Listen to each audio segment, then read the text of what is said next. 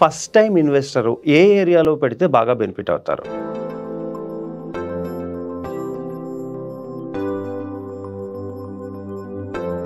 First always నేను priority వచ్చేసి బెంగళూరు హైవేకి ఇస్తాను. ఎందుకు బెంగళూరు హైవేకి ఇస్తున్నానంటే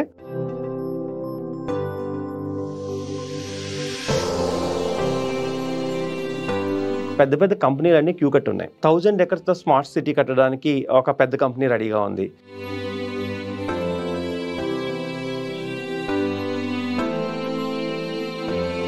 టాప్ బ్రాండ్స్ అన్నీ కూడా అక్కడ ల్యాండ్ని ప్రొక్యూర్ చేసి పెట్టుకున్నాయి. సినిమా యాక్టర్స్ అందరూ కూడా రవితేజ గారు లాంటి వాళ్ళు, పవన్ కళ్యాణ్ గారు, నెక్స్ట్ వచ్చేసి చిన్న సినిమాల్లో హీరోగా చేసేవాళ్ళు, వీళ్ళందరూ కూడా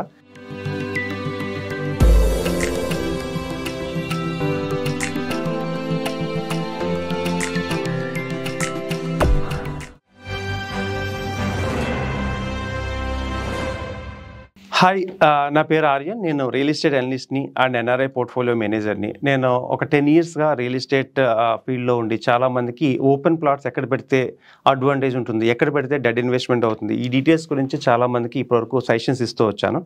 సో ఈరోజు మనం తీసుకునే టాపిక్ ఏంటంటే అసలు ఫస్ట్ టైం ఇన్వెస్టరు ఏ ఏరియాలో పెడితే బాగా బెనిఫిట్ అవుతారు అంటే మనకి 9 హైవేస్ ఉన్నాయండి.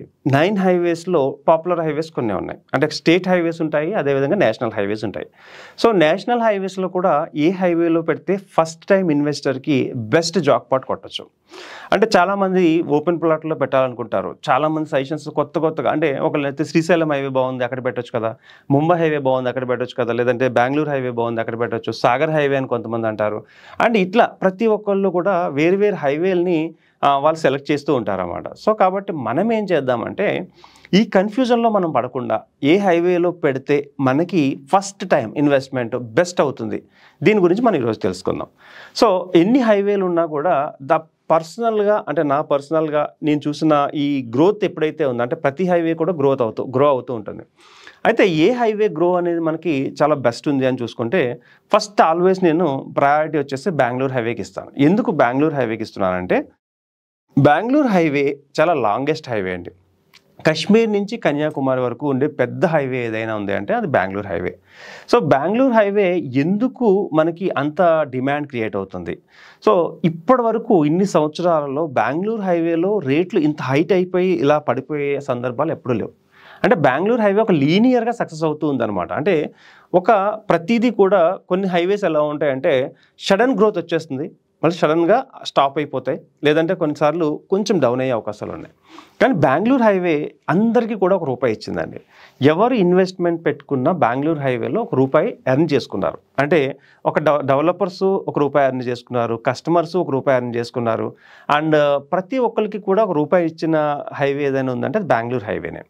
ఎందుకు బెంగళూరు హైవే అందరికీ కూడా మంచి ఫ్రూట్స్ని ఇవ్వగలుగుతుంది అంటే ఫస్ట్ ఆఫ్ ఆల్ బెంగళూరు హైవేకి ఫస్ట్ అడ్వాంటేజ్ వచ్చేసి ఎయిర్పోర్ట్. ఇంటర్నేషనల్ ఎయిర్పోర్ట్ అనేది అక్కడ చాలా దగ్గరగా ఉండడము, దాని కనెక్టివిటీ బాగుండడము, అండ్ గచ్చిబౌలికి దగ్గరగా ఉండడము. అంటే 16 అనేది బెంగళూరు హైవే అంటాం మనము, 19 అనేది ఎగ్జిట్ చాలా దగ్గరగా ఉండడంతో ఏంటంటే అంటే ఐటీ క్రౌడ్ అంతా కూడా కొంచెం ఎప్పుడైనా ఇన్వెస్ట్మెంట్లు పెట్టాలనుకుంటే దగ్గరగా ఉన్నది చూసుకుంటారు. సో వాళ్ళు ఎగ్జాక్ట్గా మనకి 19 ఎగ్జిట్ ఎక్కితే ఒక హాఫ్ అన్ అవర్లో లేదంటే 40 మినిట్స్లో దగ్గరలో వెంచర్స్ ఎక్కువ ఉన్నాయి ఎక్కడ ఉన్నాయంటే బెంగళూరు హైవే ఉంది. అయితే కొత్తగా పెట్టే వాళ్ళని బెంగళూరు హైవేని ఎందుకు సజెస్ట్ చేస్తున్నానంటే ఇప్పుడు ఆల్రెడీ బెంగళూరు హైవేకి పెద్ద పెద్ద కంపెనీలన్నీ క్యూ కట్టి ఉన్నాయి. అంటే ఒక 1000 ఎకర్స్తో స్మార్ట్ సిటీ కట్టడానికి ఒక పెద్ద కంపెనీ రెడీగా ఉంది. ఓకే, కొన్ని టాప్ బ్రాండ్స్ అన్నీ కూడా అక్కడ ల్యాండ్ని ప్రొక్యూర్ చేసి పెట్టుకున్నాయి. సినిమా యాక్టర్స్ అందరూ కూడా అంటే సుమ గారు లాంటి వాళ్ళు, లేదంటే రవితేజ గారు లాంటి వాళ్ళు, పవన్ కళ్యాణ్ గారు, నెక్స్ట్ వచ్చేసి చిన్న సినిమాల్లో హీరోగా చేసేవాళ్ళు, వీళ్ళందరూ కూడా బెంగళూరు హైవేలో మంచి ఎకర్స్ ఆఫ్ ల్యాండ్ని పెట్టుకుని ఉన్నారు. ఎందుకు అంటే హైవేకి దగ్గరగా అంటే హైవే కనెక్టివిటీ బాగుంటుంది. హైవే అనేది ఇప్పుడు 6 లేన్ అవుతుంది, ఇన్ ఫ్యూచర్ 12 లేన్ అవుతుంది. At the same time Bengaluru హైవేకి అత్యంత అడ్వాంటేజ్ నేను ఇందాక చెప్పినట్టుగా మీకు ఎయిర్పోర్ట్ అనేది చాలా అడ్వాంటేజ్. ఇవన్నీ కాకుండా బెంగళూరు హైవేని ఇప్పుడు ఎంత పెద్దదయింది అంటే అది సెకండ్ హైదరాబాద్ అంటున్నారు.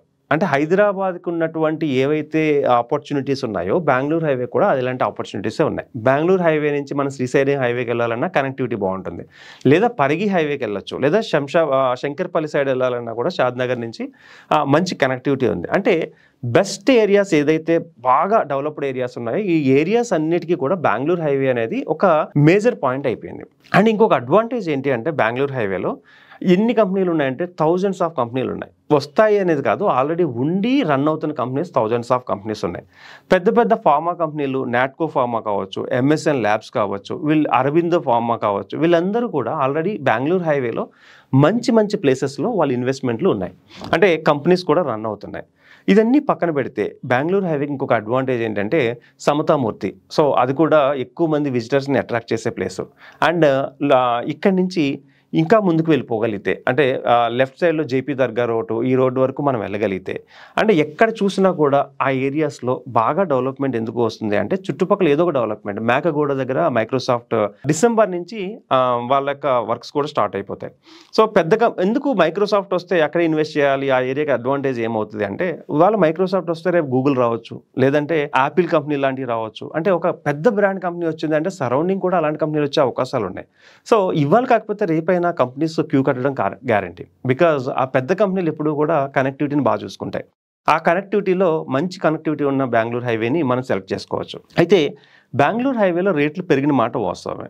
ఎలాంటి అయినా కూడా మనకి ఇన్వెస్ట్మెంట్ చేయాలనుకుంటే మన దగ్గర తక్కువ ఇన్వెస్ట్మెంట్ ఉంది, బట్ బెంగళూరు హైవే నేను మంచిది అంటున్నాను. అక్కడ సెలెక్ట్ చేసుకోవాలంటే ఎలాంటి ప్లేసులు సెలెక్ట్ చేసుకోవాలంటే హైవే నుంచి ఒక 4 కిలోమీటర్లు, 8 కిలోమీటర్లు, 10 కిలోమీటర్లు వెళ్ళినా పర్లేదు. ఎందుకు అంటున్నానంటే ఇప్పుడు బెంగళూరు హైవేలో హెచ్ఎండిఏలోకి చాలా ఏరియాస్ కలిసినాయి. ఫర్ ఎగ్జాంపుల్ బాలానగర్ దగ్గర గుండేడు, ఇలాంటి ఏరియాస్ అన్నీ కూడా హెచ్ఎండిఏలో కలిసిపోయినాయి. ఇప్పుడు దానివల్ల అడ్వాంటేజ్ ఏమవుతుందంటే హెచ్ఎండిఏ పరిధి విస్తరించడం వల్ల బెంగళూరు హైవే ఇవాళ కాకపోతే రేపైనా కూడా మంచి బూమింగ్ ఉండే ఏరియా. సో మీ దగ్గర తక్కువ ఇన్వెస్ట్మెంట్ ఉంది, 10 లక్షలే ఉంది, ఏం పర్లేదు. బెంగళూరు హైవేలో 10 లక్షల్లో ఇన్వెస్ట్మెంట్లో ప్లాట్స్ వచ్చే ప్లేసులు ఉన్నాయి. 20 లక్షలు ఉంటే 20 లక్షల్లో కూడా ఉంది. అంటే మీకు మినిమం 10 లక్షలు పెట్టకపోతే అప్రూవల్ లేఅవుట్ రాదు అక్కడ. సో డిటీసీపీ కానీ రెరా కానీ ఏదైనా అప్రూవల్ కావాలనుకుంటే మీరు కంపల్సరీ 10 లక్షలు అయితే పెట్టుకోండి. ఒక 10 లక్షల నుంచి మీ ఇన్వెస్ట్మెంట్ స్టార్ట్ చేసుకుని ఫస్ట్ ఇన్వెస్ట్మెంట్ ఎప్పుడు కూడా ఫ్రూట్ఫుల్గా ఉండాలంటే బెంగళూరు హైవేని సెలెక్ట్ చేసుకోండి. నెక్స్ట్ ఇంకా ఏ హైవేలో పెట్టచ్చు? నేను ఆల్రెడీ బెంగళూరు హైవేలో పెట్టున్నాను, బట్ నాకు ఏదైనా ఇంకొక హైవే సెలెక్ట్ చేయగలరా అంటే నేను ముంబై హైవే అని చెప్తాను. ముంబై హైవే మీ అందరికీ తెలుసు. ఆల్రెడీ ముంబై హైవే చిన్న ఎగ్జాంపుల్ చెప్తాను. ముంబై హైవే చాలా మందిని కోటీశ్వర్లు చేసేసింది ఒక్కసారి సడన్గా. ఎట్లా అంటే 2017 టైంలో ముంబై హైవేలో కంది, నందికంది, రుద్రారం ఈ ఏరియాస్లో ఎవరైతే ప్లాట్లు కొనుక్కున్నారో వాళ్ళందరూ కోటీశ్వర్లు అయ్యారండి. ఇంకొంచెం ముందుకి లేదా పటాన్చెరు దాటిన తర్వాత కంది మధ్య ప్లేస్లో ఎవరైతే ఓపెన్ ప్లాట్స్లో రూపాయి పెట్టారో రూపాయికి 10 రూపాయలు అయిపోయింది. 2017లో పెట్టినప్పుడు అక్కడ రేట్ ఎంత ఉండేదంటే 4,000, 4,500, 5,000 రూపాయలు ఉండేది. ముంబై హైవేకి సడన్ గ్రోత్ వచ్చింది. అంటే అందరూ ఒకేసారి ముంబై హైవేని చూడటం, ఆ డిమాండ్ గట్టిగా రావడంతో ఈ 4,000, 5,000 రూపాయల ప్లాట్ కొన్న వాళ్ళందరూ 45,000, 50,000 కూడా వచ్చేసారు. అంటే మీకు నెంబర్ ఆఫ్ టైమ్స్ పెరిగిపోయింది. సడన్గా నేను చెప్పాను కదా 30 లక్షలు పెట్టిన వాళ్ళు 2-3 కోట్లు అయిపోయింది. నాకు తెలిసిన సర్కిల్లో నేను ఇప్పించిన వాళ్ళు కూడా చాలామంది ఇన్వెస్ట్మెంట్లు తక్కువ టైంలో బాగా ఎక్కువ అయినాయి అంటే అది ముంబై హైవేలోనే. ఎక్కడ వరకు ముంబై హైవేలో పెట్టచ్చు? జహీరాబాద్ వరకు వెళ్ళిపోయింది ముంబై హైవే ఇన్వెస్ట్మెంట్లు. బట్ మనం ఎక్కడి వరకు సెలెక్ట్ చేసుకోవచ్చు? సదాశివపేట, బుదేరా, లేదంటే ఇంకొంచెం ఆ ముందు వరకు ఎక్కడైనా మీకు ఇన్వెస్ట్మెంట్లు తక్కువ రేట్లో వస్తుంటాయి. ఆ ఏరియాస్లో మీరు పెట్టుకోగలిగితే పెట్టుకోవచ్చు. సదాశివపేటకు ముందంతా కూడా కొంచెం ప్రైస్ ఎక్కువ ఉంటుంది. అంటే 20, 22 ఈ రేంజ్లో ఉన్నాయి. లేదా 15 నుంచి 15 కంటే తక్కువలో ఉండాలి అంటే మాత్రం సదాశివపేట, తుమ్మలపల్లి విలేజ్ సైడ్ కానీ, లేదంటే ఆ లోపలికి ఇంకా ఆ బుదేరా లోపల సైడ్ కానీ, కంకోల్ టోల్ గేట్ దాటిన తర్వాత కానీ, సో ఈ ఏరియాస్లో మీకు తక్కువకు వచ్చే ప్లేసెస్ ఉన్నాయి. అంటే నన్ను మీరు ఎవరైనా సజెషన్స్ అడిగినా కూడా 100% ఆ ఏరియాస్లో బెస్ట్ ఎక్కడ ఉన్నా కూడా నేను సజెస్ట్ చేసి పెడతాను. అంటే best company and best rate ఉన్నాయి మీరు నన్ను అడిగినా కూడా నేను 100% సజెస్ట్ చేయగలను.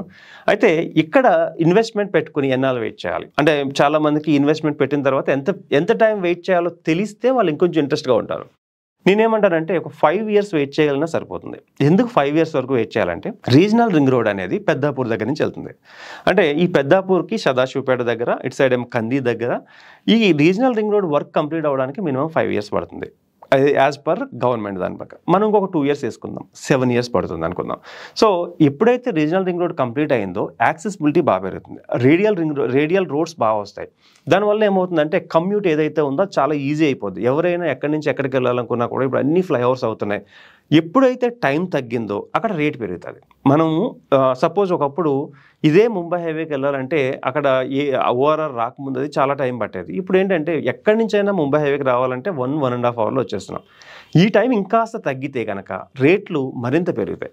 ఫర్ ఎగ్జాంపుల్ మన సిటీ నుంచి ముంబై హైవేలో సదాశివపేటకి వెళ్ళాలి అనుకుంటే 1 అవర్ 1 అవర్ 15 మినిట్స్ పడుతుంది. ఈ టైం తగ్గించగలిగితే, అంటే ఎలా తగ్గుతుంది ఈ టైం అంటే కొత్తగా వచ్చే 6 లేన్ హైవే వస్తుంది. దానివల్ల 100% టైం తగ్గుతుంది. ఇప్పుడున్న క్రౌడ్ కొంచెం తగ్గుతుంది. ఫ్లైఓవర్లు పడుతున్నాయి. నెక్స్ట్ ఈ ఫ్లైఓవర్లు కాకుండా ఈ సరౌండింగ్స్ని కలుపుతూ, అంటే శంకర్పల్లి నుంచి లేదా కంది నుంచి వచ్చే రోడ్ నుంచి డైరెక్ట్ శంకర్పల్లి నుంచి వచ్చే వాళ్ళందరూ కూడా కంది నుంచి కూడా రావచ్చు. ఇలాంటి కనెక్షన్స్ పెరిగేటప్పుడు టైం తగ్గుతుంది. టైం తగ్గింది అంటే మనకు పెట్టిన ఇన్వెస్ట్మెంట్ తక్కువ టైంలో ఎక్కువ అయ్యే అవకాశాలు ఉన్నాయి.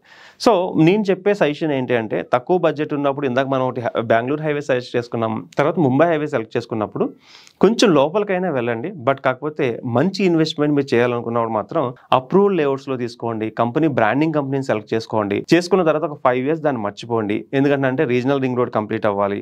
At the same time Zaheerabad 100% financial hub కాబోతుంది. జహీరాబాద్లో 12,636 ఎకరాల సెజ్ ఉంది. అదే నిమ్స్. ఈ నిమ్స్ ఏంటి అసలు? చాలామంది నిమ్స్ అని చెప్తారు, కానీ దీనికి డీటెయిల్డ్గా ఈ నిమ్స్ వల్ల ఉపయోగాలు ఏంటో మనం చూద్దాం ఈరోజు. అంటే ఇన్ని వేల ఎకరాలు ఒక సెజ్ ఉన్నప్పుడు ఆల్రెడీ ఇక్కడ ఏమేమి కంపెనీలు ఉన్నాయంటే, హుండాయ్ కంపెనీ ఉంది, మహీంద్రా ఉంది, టాటా వాళ్ళది ఏరోస్పేసెస్కి సంబంధించింది ఉంది, వెమ్ టెక్నాలజీస్ ఉన్నాయి. వీళ్ళందరూ ఏం చేస్తున్నారు? ఒకప్పుడు హుండాయ్ వాళ్ళు ఎందుకు అక్కడ ఆ ప్లేస్ని తీసుకున్నారంటే, హుండాయ్లో కార్ తయారవ్వాలంటే సెపరేట్ ప్లేసెస్ నుంచి డిజైనింగ్ ఇవన్నీ జరుగుతాయి కదా. సో ఇప్పుడు వీళ్ళన్నీ కలిపి ఒకే చోట కావాలంటే పెద్ద ప్లేస్ ఎక్కడ ఉంది అంటే జహీరాబాద్లో ఉంది. సో వాళ్ళకి ఆ ప్లేస్ని అలాట్ చేయడం జరిగింది. దానివల్ల ఏంటంటే హుండాయ్ కంపెనీ అక్కడికి రావడం జరిగింది. అలాగే టాటా, ఫస్ట్ వచ్చిన కంపెనీ టాటా ఆల్రెడీ మనకు తెలిసిందే. ఇంకా చాలా కంపెనీలు, అంటే మహా అయితే ఒక 1000 ఎకరాలు కూడా అవ్వలేదు, 12,000 ఎకరాలు ఉంది. ఇంకా వీళ్ళందరూ కంపెనీస్ వచ్చేసరికి మన టోటల్ రెవెన్యూలో 100 రూపాయలు ఖర్చు చేస్తే 25 రూపాయలు 100% జహీరాబాద్ నుంచి రావచ్చు అనేది ఒక ఎస్టిమేషన్ ఉంది. అంటే ఫైనాన్షియల్ హబ్ కాబోతుంది అది. ఒకవేళ ఫైనాన్షియల్ హబ్ అయ్యి ఎక్కువ మంది ఎంప్లాయీస్ అక్కడ రావడం స్టార్ట్ చేస్తే వాళ్ళందరూ ఉండడానికి ఇల్లు కావాలి కదా. అప్పుడే ఆ చుట్టుపక్కల ఉన్న ఏరియాస్ అన్నిటికీ మంచి డిమాండ్ పెరుగుతుంది. మనం ఇప్పుడే కనుక ఆ ఏరియాస్లో ఇన్వెస్ట్మెంట్ చేసి పక్కన పెట్టుకోగలిగితే అక్కడ కంపెనీస్ ఎక్కువ వచ్చి, ఎంప్లాయీస్ ఎక్కువ వచ్చి, ఫుట్ఫాల్ పెరిగేసరికి మనకి రూపాయి 10 రూపాయలు అవుతుంది. సో ఒక్కటైతే మిమ్మల్ని అందరికీ రిక్వెస్ట్ చేస్తున్నాను ఏంటంటే, ఇన్వెస్ట్మెంట్ పెట్టాలనుకుంటే ఏది రైట్ టైం అని ఎవరైనా మిమ్మల్ని అడిగితే, అంటే నన్ను అడిగితే నేనేం చెప్తానంటే, this is the right time, today is the right time, now is the right time. అంటే ఇప్పుడే ఆలోచించి ఇన్వెస్ట్మెంట్ పెట్టుకోండి అంట. చాలామంది ఏం చేస్తారంటే భయంతో ఇన్వెస్ట్మెంట్ పెట్టట్లేదు. బట్ మీ భయం కాస్ట్ ఎంతో తెలుసా?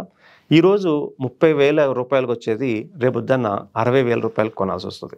మీ భయం కాస్ట్ ఎంతో తెలుసా? ఈరోజు 10,000 రూపాయల స్క్వేర్ యార్డ్ వచ్చేది 40,000 రూపాయలకు కొనాల్సి వస్తుంది. అంటే ఇవాళ 200 గజాలు వచ్చే ప్లేసు రేపొద్దున్న 100 గజాలకి వెళ్ళిపోతుంది. సో ప్రతి ఒక్కరికి భయపడుతూ ఉంటారు, ఎందుకంటే వాళ్ళు కొనరు, వేరే వాళ్ళని కొనేవారు. నేనేం చెప్తున్నానంటే, మీకు మీ నీడ్స్ మీకు తెలుసు, మీ ఫ్యూచర్ మీకు తెలుసు, మీ దాన్ని మీరు మాత్రమే సెట్ చేసుకోగలరు. ఇల్లు కొనుక్కుంటే 100 మందికి చెప్పుకోండి, కానీ ప్లాట్ కొన్నప్పుడు 100 మందికి చెప్పొద్దు. ఎందుకంటున్నానంటే, ఇల్లు అంటే అందరూ కూడా కొనాలి అనే కన్సెప్ట్ వచ్చేసింది. ప్లాట్ అంటే ఎవరికి తెలియదు కాబట్టి, చాలామందికి నాలెడ్జ్ లేదు కాబట్టి ఇక్కడెందుకు అక్కడెందుకు అంటారు. సో ప్లాట్ కొనాలనుకున్నప్పుడు సరైన అనలిస్టులను కానీ సబ్జెక్ట్ తెలిసిన వాళ్ళని కంపల్సరీ వాళ్ళని మాత్రమే అడగండి. ఇక్కడ పెడితే కరెక్టా కాదా? అంతేగాని మీ ఫ్రెండ్స్ అడిగారు, వాళ్ళకి ఆ నాలెడ్జ్ కానీ ఆ హైవే గురించి థీమ్ కానీ వాళ్ళకి లేదు. అలాంటప్పుడు ఏమంటారంటే వేస్ట్ అంటారు, దూరం అని చెప్తారు. రేపొద్దుట మీరు పెట్టిన 10 లక్షల కోటి రూపాయలు అయితే హ్యాపీ పడేది, అంటే మంచి ఇన్వెస్ట్మెంట్ చేసావని పొగిడేది వాళ్ళే. కానీ రేపొద్దున్న మీరు పెట్టకపోతే బాధపడేది, తిట్టుకునేది వాళ్ళనే. కాబట్టి సజెషన్ ఏంటంటే, మీరు ఇన్వెస్ట్మెంట్ పెట్టాలనుకున్నప్పుడు బెస్ట్ కంపెనీని సెలెక్ట్ చేసుకోండి. నాలెడ్జ్ ఉన్న వాళ్ళని మాత్రమే ఎంక్వైరీ చేయండి. ఎక్కువ మందిని తీసుకోవద్దు. ఒక 2 to 3 మెంబర్స్ని, మీకు మనసుకు దగ్గరగా ఉన్న పర్సన్స్ని నేను ఇక్కడ తీసుకుంటున్నాను, ఇంత పేమెంట్ పెడదాం అనుకుంటున్నాను, ఇలా అని ఒకరికిద్దరికి మాత్రమే చెప్పుకోండి. ఎక్కువ మందికి చెప్తే మాత్రం 100% మీరు ప్లాట్ కొనడం అసాధ్యం. ప్లాట్ కొనకపోతే ఏమవుతుంది అంటే, ఫ్యూచర్లో మీకు వచ్చే ఏదైతే అప్రిషియేషన్ ఉందో అది మిస్ అవ్వడం ఖాయం. సో ఎవరైనా మీకు ఒకవేళ ప్లాట్ కొనుక్కోవాలి అనుకుంటే, ఏదైనా డౌట్స్ ఉంటే, ఎన్ని డౌట్లు అడిగినా నేను చెప్పడానికి రెడీగా ఉన్నాను. ఓకే, మీకు ఎలాంటి డౌట్లు అయినా రావచ్చు. ఎందుకంటే యాజ్ ఏ కస్టమర్గా మీకు ఏబిసిడీలు దీంట్లో తెలియకపోవచ్చు, బట్ దీంట్లో నాకు కొంచెం ఉన్న అనుభవంతో 100% మీకు ఎలాంటి డౌట్ ఉన్నా నేను చెప్పడానికి రెడీగా ఉన్నాను. నా నెంబర్ వచ్చేసి 9391151121. Thank you.